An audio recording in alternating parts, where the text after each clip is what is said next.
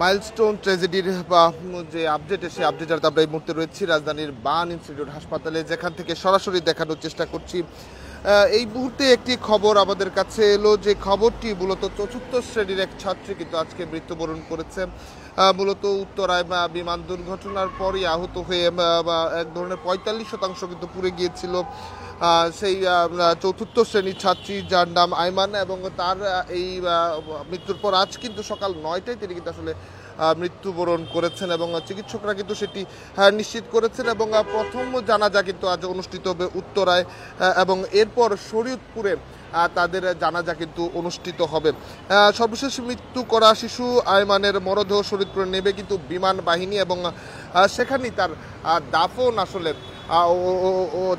আসলে করবে তার পরিবার। এবং মূলত উত্তরা ১৭ নম্বর সেক্টরে বাদ-জুমার সেই জুমার নামাজটি অনুষ্ঠিত হবে। এবং এখন পর্যন্ত যদি বলা যায় এই বার্ন ইনস্টিটিউটে ৫৪ জনের মধ্যে ভর্তি হওয়া ৫৪ জনের মধ্যে কিন্তু ১৪ জন মৃত্যুবরণ করেছে। এবং অন্যদিকে এখন পর্যন্ত যে তথ্য রয়েছে, আরও ৬ জনের অবস্থা কিন্তু আশঙ্কাজনক রয়েছে, যে ৬ জন এখনও হাসপাতালে রয়েছে, যাদের মধ্যে ৬ জনের অবস্থা আশঙ্কাজনক। অন্যদিকে যারা এখন পর্যন্ত মৃত্যুবরণ করেছেন তাদেরকে কিছু মরদেহ কিন্তু হস্তান্তর করা হয়েছে। এবং অন্যদিকে এখনও কয়েকজনের ডিএনএ টেস্ট কিন্তু চলছে সিআইডিতে।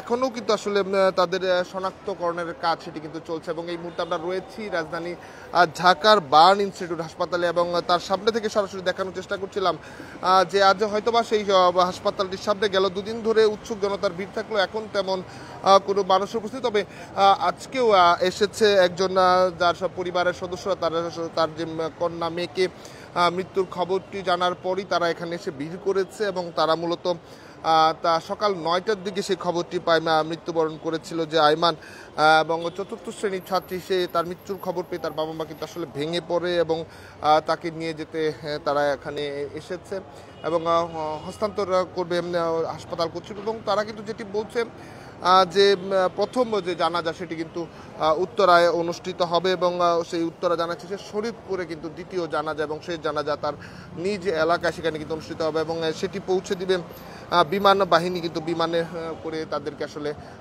তার এলাকা শরীয়তপুরে সেখানে কিন্তু নিয়ে যাবেন। এবং দগ্ধদের ১৫ জন রিলিজ পাওয়ার মতো আগামীকাল থেকে তাদেরকে রিলিজ দেওয়া হবে, এবং ১৫ জনকে আসলে হাসপাতাল থেকে ছেড়ে দেওয়া হবে, যা আগামীকাল হতে পারে এমনটি কিন্তু আসলে হাসপাতাল কর্তৃপক্ষ আমাদের জানিয়েছে। এবং এছাড়া এই ১৫ জন ছেড়ে দেওয়ার পরও কিন্তু আসলে ৬ জন সংকটাপন্ন রয়েছে। অন্যদিকে বিদেশে উন্নত চিকিৎসার জন্য যাদেরকে পাঠানোর কথা আলোচনা হচ্ছিল মেডিকেল বোর্ড গঠনের মধ্য দিয়ে, এবং বিদেশি চিকিৎসকরা আপনি ইতিমধ্যে জেনেছেন যে বাংলাদেশে বেশ কয়েকটি দেশের বিদেশি চিকিৎসকরা কিন্তু এসেছেন, যেখানে চীন থেকে এসেছেন, ভারত থেকে এসেছেন, এবং তারা কিন্তু চিকিৎসার জন্য, এবং সকলের এক ধরনের আলোচনার প্রেক্ষিতে যেমন জানা গেছে প্রস্তাবনা ছিল দেশের বাইরে নিয়ে যাবার জন্য। তবে বিদেশি চিকিৎসক যারা রয়েছেন তারা বলছেন ভেতরে থেকেই আসলে সম্ভব, এবং তারা সেই চেষ্টাটি তারা করতে চান, যেহেতু এখানেও বাইরের দেশের চিকিৎসক যারা এসেছেন সেটিও কিন্তু আলোচনা চলছে, আপনারা জেনে থাকবেন। এবং আজকের যদি বলা যায় উত্তরা ট্র্যাজেডির ঘটনায়, মাইলস্টোন ট্র্যাজেডির যে ঘটনা, সেই ঘটনার পর আজকে কিন্তু ৪ দিন অতিবাহিত হলেও ৪ দিনের দিন যদি বলা যায় সেখানে এসে নতুন করে একজন শিশু তিনি কিন্তু মারা গেছেন, যার নামটি আমরা বারবারই বলছিলাম আইমান, চতুর্থ শ্রেণীর শিক্ষার্থী।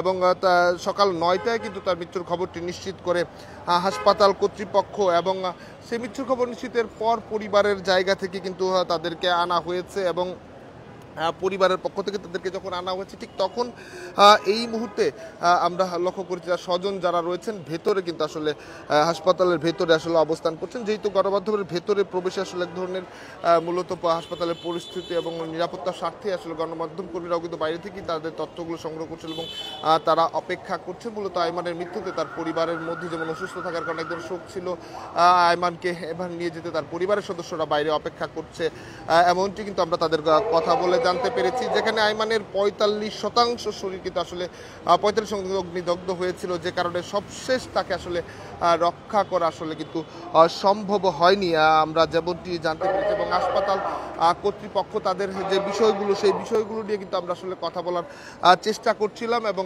বার্ন ইনস্টিটিউটের সামনে থেকে কিন্তু আমরা সরাসরি যুক্ত করেছি দেশ রূপান্তর লাইভে, যেখানে হাসপাতালের সর্বশেষ আপডেট আমরা জানানোর চেষ্টা করছিলাম। এবং এখন পর্যন্ত যদি বলা বলা যায় সবশেষ তথ্য অনুযায়ী 54 জন যে রোগী ভর্তি ছিল অগ্নিদগ্ধ হয়ে বা উত্তরার যে ঘটনার প্রেক্ষিতে এখন পর্যন্ত 54 জনের মধ্যে 14 জন মারা গেছে এবং অপেক্ষায় যদি বলা যায় যে রিলিজের অপেক্ষায় জন্য দগ্ধদের মধ্যে 15 জন রিলিজ পাওয়ার জন্য কিন্তু অপেক্ষা করছে এবং তাদেরকে সম্ভবত আগামীকাল হাসপাতাল থেকে রিলিজ দেওয়া হবে এমনটি কিন্তু হাসপাতাল পক্ষ থেকে জানানো হয়েছে। দর্শক, এই ছিল যদি বলা যায় বার্ন ইনস্টিটিউটের সামনে থেকে সর্বশেষ। পরবর্তী আপডেট পেতে দেশ রূপান্তরের সঙ্গেই থাকুন।